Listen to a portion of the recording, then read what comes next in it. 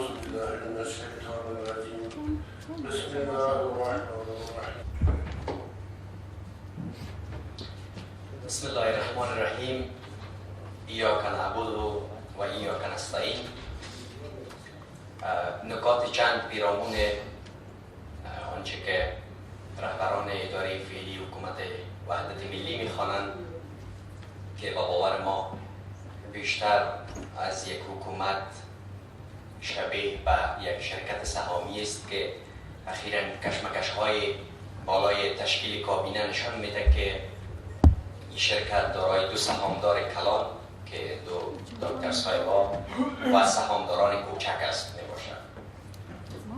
البته جناب دکتر صاحب احمدزی در نخستین روزهای کارش اعلان کرد که سوء استفاده از امکانات دولتی را ممنوع میکنن و برای کسی اجازه نخواهد داد که از امکانات دولتی استفاده بکنن.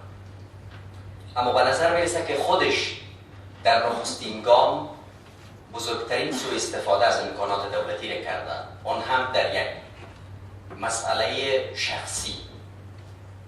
گزارش های وجود دارد که پرداخت هزینه چارتر هواپیمایی که رئیس جمهور و تیم حاملش به عربستان سعودی منتقل کرده بالغ بر چند صد هزار دلار آمریکایی میشه. در کجای قرآن، در کجای گفتار پیامبر بزرگ اسلام آمده که از پول یتیم، از پول بیوزن، از پول بیچاره و گدایی شما به حج برید؟ و جناب دکتر صاحب باید توضیح بدن که این پول آیا عربستان پرداخته؟ که اگر عربستان پرداخته خود دوام همون راه است که رئیس به پیشین رفت که گرفتن پولهای پنهانی از ایران بود، حال تغییر خورده به عربستان، یا از خزانه دولت افغانستان پرداخته شده. بحث دوم، اعلام کردن که ما مخالف رابطه سالاری هستیم و رابطه سالاری را در افغانستان منع خواهیم کرد. اما در نخستین روزهای کارشان بزرگترین گام هایی که برداشته شدن نوعی از رابطه سالاری را نشان میده که بسیار وحشتناک است. در چندین مقرری که تا حالا از مشاوریت شورای امنیت تا سایر مشاوری و سایر رؤسایی که تعیین شدن نشان میده که جز حلقه‌ای که برای آقای احمدزی کمپاین کرده هیچ کس دیگه شامل نیست.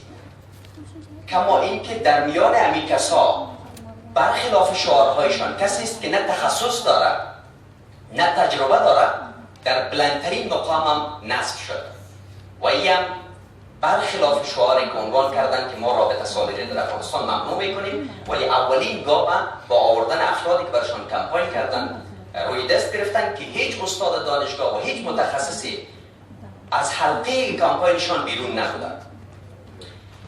اعلام کردن در نخستین روزهای کارشان که مقرری ها در حوزه های امنیتی در کابل سیاسی است و برای وزیر امور داخله گفت دستور دادیم که این مقرری ها را اینا رو برکنار بکنن و در موردش تصمیم میگیرن. اما 45 روز یا 46 روز میگذره اما هیچ کس برکنار نشد. چرا آقای اشرف غنی عقب نشینی کرد؟